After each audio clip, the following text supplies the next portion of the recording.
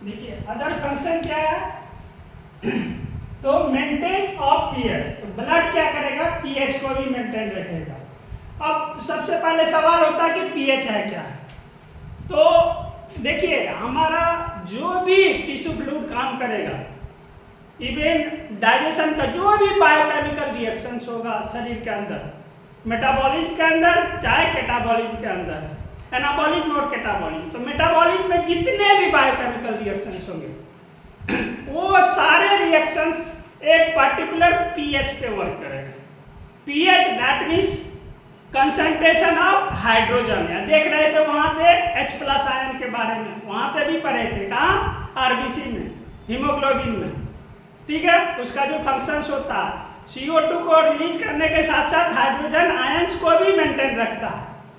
तो यही H+ ion से क्या होता है हमारी जो पीएच का एक्टिविटीज होता है, जैसे मान के चलिए जब देखेंगे कि यदि पीएच की बात करेंगे या तो एसिडिक होगा उसका नेचर, केमिकल नेचर, या तो अल्कलाइन होगा, बेसिक होगा।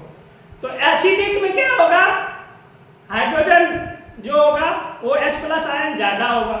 अब बेसिक में अल्कलाइन में OH आयन का जो है वो ज्यादा होगा। समझ में आ रहा? Hydrogen ion hydroxide OH H+ acidic में बढ़ेगा और OH आयन जो होगा ये क्या होगा अल्कलाइन में, बेसिक में। तो इसी H और OH आयन को क्या करता है मेंटेन रखता है पार्टिकुलर पीएच। तो ये क्या होगा जैसे जैसे बढ़ेगा तो क्या होगा उसका एसिडिक नेचर बढ़ते जाएगा, ज्यादा एसिडिक होगा, ठीक है। ये OH बढ़ेगा तो उसका बेसिक नेचर बढ़ते जाएगा। तो OH बढ़ेगा तो हाइड्रोजन आयन कम होगा, यदि हाइड्रोजन आयन कम होगा और ज्यादा बढ़ेगा तो OH आयन कम होगा। तो ये पीएच में मेनली रूप से हम लोग पीएच एडजस्ट भी करते हैं रिएजेंट बना के। तो देखते हैं कि कोई रिएजेंट बनाए, पहले पीएच चेक कर लिए, जब देखे इसका पीएच जो 7 है, हमको करना क्या बेसिक करना है, ये न्यूट्रल हो गया तो OH आयन मिलाएंगे। यदि उसको एसिडिक और करना है 6.5 या 6 रखना पीएच तो उसमें क्या करेंगे हम लोग OH आयन या OH का जो है वो डालेंगे। तो समझ में आ गया, NaOH सोडियम हाइड्रोक्साइड डालेंगे, तो ये सब सारा डालेंगे तो क्या होगा वो धीरे धीरे वो पीएच उसका घटेगा। तो मेनली रूप से जो है मेंटेन ऑफ पीएच, तो ये रेगुलेट करता है पीएच को किसके द्वारा टिश्यू फ्लूइड में इन आवर बॉडी। तो इसीलिए इसको जानते हैं बायोलॉजिकल बफर भी बोलते हैं, बायोलॉजिकल बफर। तो बायोलॉजिकल बफर जो है ना ये एक टाइप का स्टेबल रखता है कि पर्टिकुलर मान के चलिए कि एक आरएनए का जो है आरएनए जानते हैं कि जल्दी से डीनेचर हो जाता है, मतलब आरएनए समाप्त हो जाता है। तो हमारे बॉडी में पर्टिकुलर टेम्परेचर और पीएच पे ही आरएनए की स्टेबिलिटी बनी रहती है, नहीं तो डिग्रेड हो जाएगा आरएनए। उसके कंपैरेटिवली जो होता है डीएनए जो होता है ज्यादा स्टेबल होता है, लेकिन आरएनए उतना ज्यादा स्टेबल नहीं होता, लेस स्टेबल होता। थोड़ा सा फ्लक्चुएशन होगा बॉडी के टेम्परेचर में और पीएच में, आरएनए हमारा क्या होगा डीनेचर्ड हो जाएगा।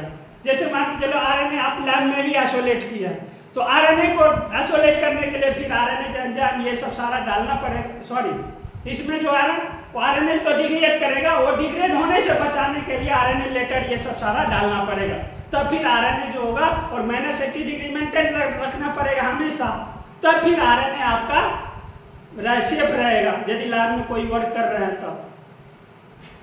तो ये क्या करेगा पीएच को क्या करेगा मेंटेन होगा। इसी पीएच पे हमारा एंजाइम्स हार्मोन्स जो भी है जितने भी बायोकेमिकल रिएक्शंस है सारे प्रोसीड होगा, सारे होगा नॉर्मली रूप से, नहीं तो पीएच चेंज फिर रिएक्शन से ही जो होगा उसमें सही से नहीं हो पाएगा, कुछ ना कुछ प्रॉब्लम क्रिएट होगा।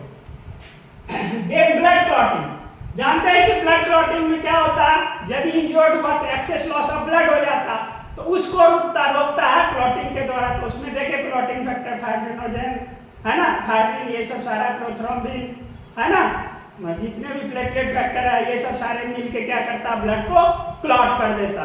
तो इससे क्या होगा हीमोफीलिया होता नहीं है। हीमोफीलिया में क्या होता है सारे ब्लड लॉस हो जाता है, क्या होता है पेशेंट का डेथ हो जाता। तो ये खाली ये तो देखे थे जेनेटिक डिजीज होता, लेकिन नॉर्मली यदि इंज्योर्ड हुआ, यदि वो स्टॉप नहीं हुआ तो क्या होगा, उस कंडीशन में भी एक्सेस लॉस हो जाएगा।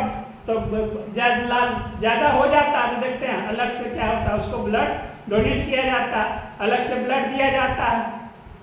तो ये देन हेल्प्स इन हीलिंग। यदि हमारे बॉडी का कहीं इंजोर्ड हो गया, कहीं टिश्यू कट गया, तो उसको हील भी करेगा, ठीक है, उसको रिपेयर भी करेगा, डैमेज टिश्यू को ब्लड भी करेगा, पता ही है इसमें।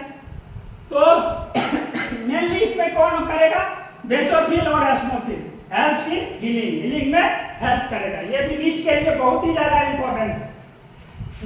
Next defence against infection. कोई भी इन्फेक्शन हुआ पैथोजन के द्वारा तो वो बॉडी क्या करेगा, रिस्पॉन्स करेगा। हमारा ब्लड में डब्ल्यूबीसी का डिटेल से टाइप सारा देख लिए, किसके द्वारा, फाइब्रोसाइटिक के द्वारा और उसके सेल्यूलर एक्टिविटीज के द्वारा। तो फाइब्रोसाइटों के एक्टिविटीज में क्या करेगा, प्रोड्यूस करेगा एंटीटॉक्सिन, इसीलिए कि टॉक्सिक हो जाएगा उस पैथोजन के द्वारा, तो फिर एंटीटॉक्सिन प्रोड्यूस करेगा, देन उसको क्या करेगा, न्यूट्रलाइज करेगा। इतना बात समझ में आ गया। Then maintenance of physiological operation. जितने भी फिजियोलॉजिकल एक्टिविटीज होगा, फिजियोलॉजी में बताए थे function associated with life. Life के लिए जो मस्ट इंपॉर्टेंट फंक्शंस होता है हमारे बॉडी में, जो भी बायोकेमिकल रिएक्शंस होगा, ठीक है, सारा फिजियोलॉजी के अंतर्गत ही आएगा। तो उस फिजियोलॉजी को क्या करता है, ये ब्लड कोऑपरेट करता, तब हमारा लाइफ एग्जिस्ट हो रहा है, बोल पा रहा है, चल पा रहा है, काम कर पा रहा है, जिंदा है। तो इतना बात समझ में आ गया, किसी को कोई डाउट?